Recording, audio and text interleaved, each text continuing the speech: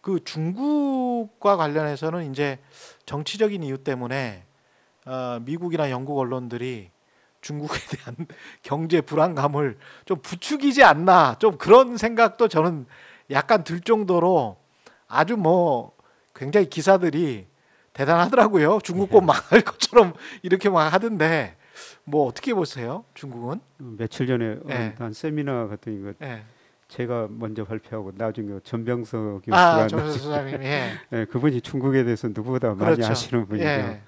예, 그런데 제가 보더라도 이게 서구나 우리나라 언론들이 좀 중국에 대해서는 나쁘긴 나쁜데 더 나쁘다. 예, 맞아요. 이런 걸 더 예. 이렇게 평가하는 것 같아요. 예. 물론 중국이 제가 보기에도 고성장 시대는 지났어요. 지났죠. 예. 예, 그동안 2009년 미국 경제가 마이너스 성장, 세계가 마이너스 성장할 때 중국은 9 내지 10% 성장했거든요. 예, 그때 일부 경제학자들이 중국만이 자본주의를 구제한다. 그랬죠. 이런 예. 이야기까지 나왔었어요. 예. 근데 그때 중국 기업들이 너무나 많은 투자를 했죠. 예를 들어 중국 GDP에서 투자가 차지하는 비중이 세계 평균이 22% 정도 되는데 중국은 한때 47%까지 갔어요. 투자를 많이 해가지고 기업들이 지금 부실해지고 특히 건설 관련 기업들이 너무 많은 투자를 해가지고 부실해지고 예, 그래서 사실 중국도 우리의 그 97년 외환위기 때처럼 구조조정 한번 해야 돼요. 예. 근데 중국은 구조조정 우리는 IMF 때문에 그냥 빨리 할 수밖에 없었죠. 그렇죠. 강제된 예, 거고요. 강제인데 예. 얘들은 그 스스로 구조조정하니까 구조 속도가 느릴 뿐이지. 제가 보기에는 구조조정 해가고 있거든요. 그렇죠. 예, 예. 좀 시간이 늦을 뿐입니다. 예, 그래서 앞으로 4 내지 5% 성장할 거라고는 보고 있습니다. 최소한 5년 정도는요. 그리고 중국도 사실은 그동안에 뭐 1년에 한 1,000억 달러 이상씩 뭐 무역 수지 흑자가 엄청났잖아요. 예, 그러니까 그만큼 자본을 축적했다는 거거든요. 그렇죠. 그럼 쓸 돈은 꽤 있을 것이다 아직도. 예. 예. 그 뭐 애완보육 3조 1,000억 달러 넘고요. 예. 예, 그런데 아까 그 중국 거 말씀하시면 사실 우리나라도 지금 우리가 이제 금융으로 돈을 벌고 있거든요. 그렇죠.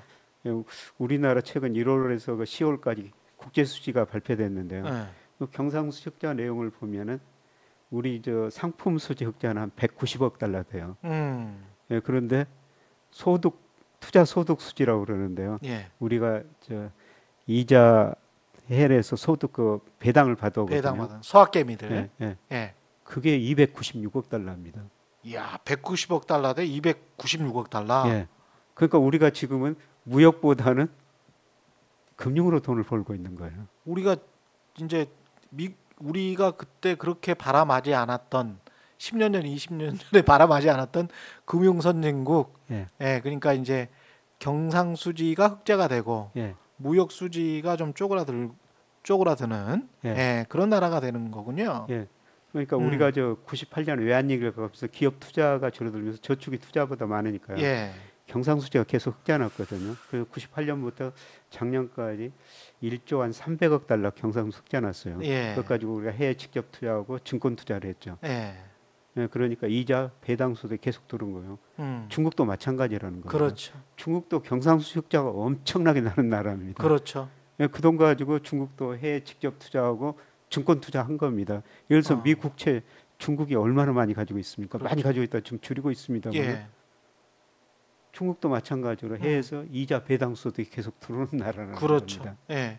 WTO 가입한 게 2000년 초반이었나요? 2001년에 가입했습니다. 2001년에 가입해서 지금 한 23년 동안 한 번도 적자 안 났죠, 이 나라. 적자는 적이 없습니다. 예. 뭐 좀 많이 나면 한 1,500억 불씩 막 무역 수지 흑자가 나 버렸으니까. 그러니까 2001년부터 작년까지 보니까요. 중국의 대미 무역 흑자가 6조 2천억 달러입니다. 6조 원이나 6조 2천억 달러. 6조 원이나 벌었었어요? 예. 야, 그럼 이거 1,300원 곱하면 얼마야 도대체? 그 돈 가지고 미 국채사하고 예. 전 세계 투자하고 예. 그러니까 중국도 계속 뭐 배당 소득, 이자 소득이 들어올 수밖에 없는 나라죠. 그동안에 9천조 원 한 1경 정도를 벌었네. 예. 어마어마하게 벌었군요, 진짜. 그렇습니다. 미국 한 나라에서만 그렇게 번 거예요. 그러니까 미국 사람들이 중국을 좀 이렇게 적대시하는 이유도 사실은 근본적인 게 너무 벌었던 거 아니에요? 예, 너무 벌어서 불공정 무역이라고 이제 예, 그렇죠. 불공정 무역의 관행도 좀 있었고 중국이 예. 사실. 예. 근데 재밌는 거는 예. 지금 트럼프 때 보면 무역 전쟁하면서 관세 부과하고 그러지 않습니까? 예. 그런데 최근에 오히려 미국의 대중 무역 적자는 더 늘어나고 있습니다. 미국 월마트에 진열된 상품이 한 47%가 중국산이라는데요. 여전히. 예. 미국에서 그렇게 싸게 생산할 수가 없는 거죠. 못하죠. 한국도 지금 못하고 있는데. 예, 맞습니다. 예. 그런데 한국은 아까 지금 금리 인하를 선제적으로 해야 된다라고 말씀을 하셨음에도 불구하고 경기는 좀 하강일 것이다. 예.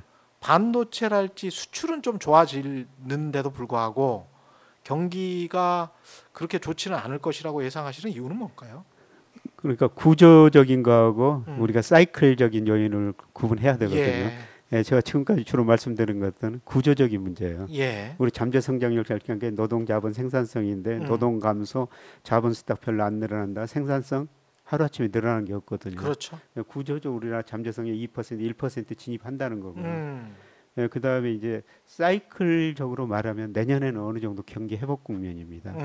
예, 제가 주가를 전망할 때나 그다음에 그 경기를 전망할 때 그 선행지수라는 걸 보거든요. 예. 그 OECD에서 각국의 선행지수 발표하는데 우리나라 선행지수가 지난 2월을 저점으로 지금 11월까지 계속 올라오고 있어요. 예. 그다음에 우리 통계청에서 선행지수 순환 변동률 발표하는데 그것도 4월 저점으로 10월까지 올라왔거든요. 예. 이 선행지수가 올라간다는 거는 앞으로 경기가 회복된다는 겁니다. 그렇죠. 예. 예.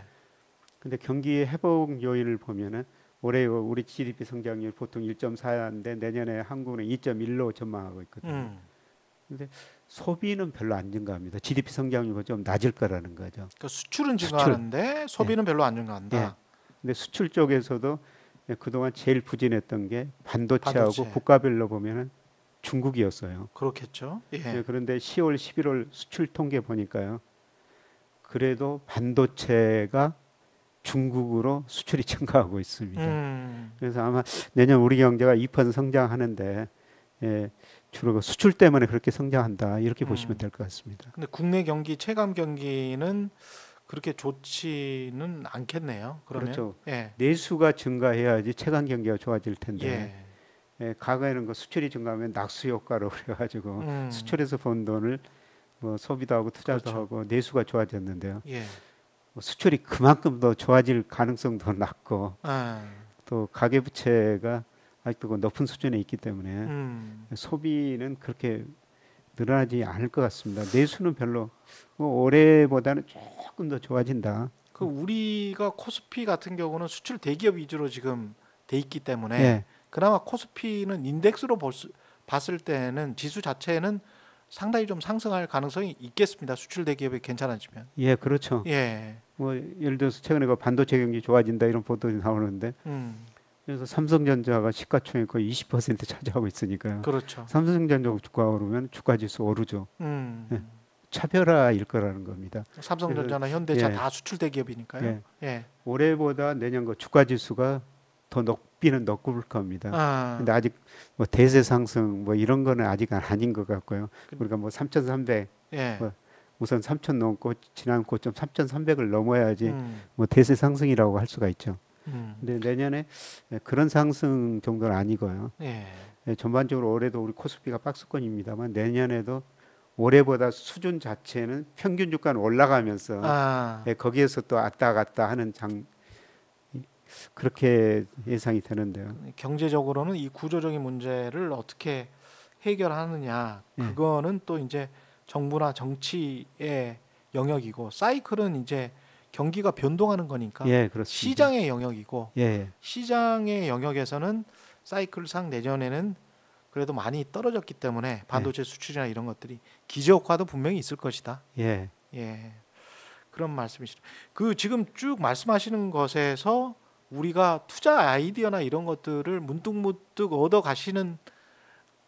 가시라고 지금 계속 말씀을 드리는 거예요. 직접적으로는 말씀을 못 드립니다. 그리고 안 할 생각이에요. 그런데 문득문득 얻어 가시는 게 그리고 공부해 보시는 게 그게 이제 투자나 재테크의 아주 좋은 방법이니까요. 스스로 한번 공부를 해보시고 이야기를 들어보시고 오늘 좀 어려웠다라고 생각을 하시면 2번, 3번씩 들어보시고 뭐 어려운 단어들 같은 것도 좀 찾아보시면 좀 도움이 되지 않을까 그런 생각도 들고요. 예. 같이 공부했으면 좀 좋을 것 같은 생각이 듭니다. 마지막으로 그런 이제 금리 인하의 사이클, 그다음에 주식시장 예측을 해주셨는데 자산 가격과 관련해서는 아까 그런 또 마찬가지 어떤 구조적인 측면 때문에 회복이 좀 힘들다 이렇게 지금 보고 계시는 거예요? 부동산이나 뭐 예, 전반적으로 아직도 저 집값제가 평가해 보니까 소득에 비해서 렌트에 비해서 뭐 이런 거 평가하면은 뭐 평가 방법에 따라 다르지만 최소한 아직도 집값이 떨어졌지만 10 내지 20% 제가 보는 기준은 가대평가됐고요. 예, 그다음에 소득이나 렌트에 비해서 예. 그다음에 금융자산 중에서는 최근에 저 은행 금리가 많이 오르다 보니까 최근 2년 동안 은행으로 돈이 많이 몰렸어요. 우리 가계 금융자산에서 은행의 비중이 한 44% 최근 2년 사이 47%로 올라와 버렸거든요. 예, 그런데 이제 금리 떨어지기 시작했다는 겁니다. 은행예금 비중 47%는 지나치게 높다. 예, 그리고 저평가된 게 채권하고 주식이다. 지금 채권 금리가 떨어지고 있습니다만은 우리 잠재 성장을 고려하면 더 떨어질 수 있다. 그러네요. 은행예금 비중 줄고 채권 좀 늘리시고요. 그러네요. 그다음에 주식 비중도 조금 늘렸으면 좋겠어요. 우리 가계자산 중에서 22%인데요. 워낙 낮으니까. 예, 이건 투자 목적, 뭐 연령별로 다 다를 수가 있지만은 22% 낮을 거예요. 그다음에 뭐 제가 명목 GDP, 유동성, 일평균 수출 이런 거 보면 주가가 저평가 영역이 있거든요. 예. 그렇게 생각해봐도 좋을 것 같습니다. 아까 월세 개념, 뭐 렌트와 비교를 집가격을 비교를 해봤는데 가령 우리가 금리가 뭐 아까 한 2.3%, 2% 정도 수준으로 간다고 치면 장기적으로 봤을 때 그렇게 치면 배당주가 5% 이상의 배당을 따박따박 주는 배당주 같으면 한 2.5배 정도 수익을 더 얻을 수가 있기 때문에 그렇게 발상을 전환해 보시는 것도 그게 이제 투자의 어떤 뭐 기준금리를 가지고 왔다 갔다 하는 그런 투자의 아이디어 같은 거거든요. 그렇죠. 그래서 너무 막 테마주랄지 대박이랄지 뭐 이런 거를 바라지 마시고 항상 금리를 기준으로 해서 금리가 낮으면 그것보다 한 두세 배 더 줄 수 있는. 근데 제가 뭐 조금 어두운 이야기를 해서 그렇습니다. 제가 우리나라 명목 잠재 성장을 추정해 보니까 지금 3.7% 정도 나오거든요. 명목 잠재 성장이 높군요. 실질이 2%고요. 실질은 2%. 물가가 있으니까요. 그러면 과거 지난 한 23년 통계를 보면요. 코스피는 명목 GDP 성장률에 비해서 1% 포인트 정도 더 올랐어요. 평균적으로. 명목에 비해서? 그러면 우리 명목 GDP가 3.7이라면은 우리 코스피는 매년 한 5% 정도는 오를 수가 있다는 겁니다. 와, 미국의 S&P랑 비교를 해보면 너무 차이 나네. S&P는 뭐 그 매년 한 지금 100년 동안 한 12% 올랐죠. 10%, 12%이 정도가 이제 항상 매년 오르는 그 정도 수준이었던 것 같은데 우리는 5%군요. 과거에는 우리도 높았는데요.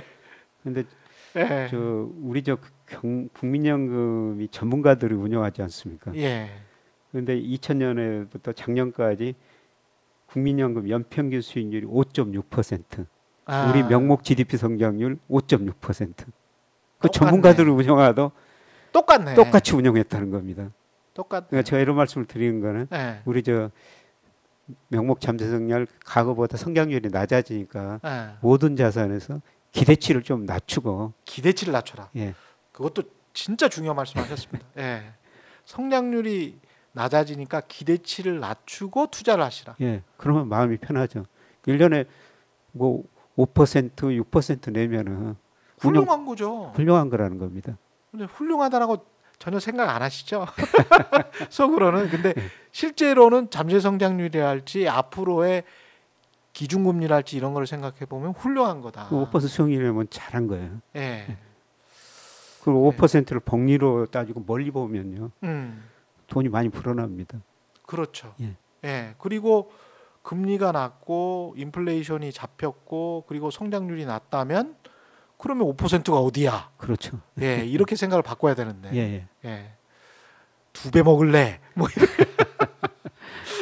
예, 이렇게 생각만 하시면 안 될 것 같습니다. 그런 투자는 좀 안 좋은 투자 전략일 것 같고 일반 투자자들에게는 그런 기대 수준을 좀 낮춰라. 예, 그렇습니다. 저는. 교수님 말씀을 잘 새겨서 드려야 될 것 같습니다. 오늘 그 말씀들도 좀 종합적으로 여러 가지 이야기가 많이 나왔으니까요. 한두 번 더 보시면 좋을 것 같고요. 오늘 여기까지 하겠습니다. 지금까지 김영익 서강대학교 경제대학원 교수였습니다. 고맙습니다. 네, 고맙습니다. 예, 최경련의 경제오도독 단단한 껍질에 쌓여 있는 궁금한 이슈를 들고 다음 이 시간에 다시 돌아오겠습니다. 고맙습니다.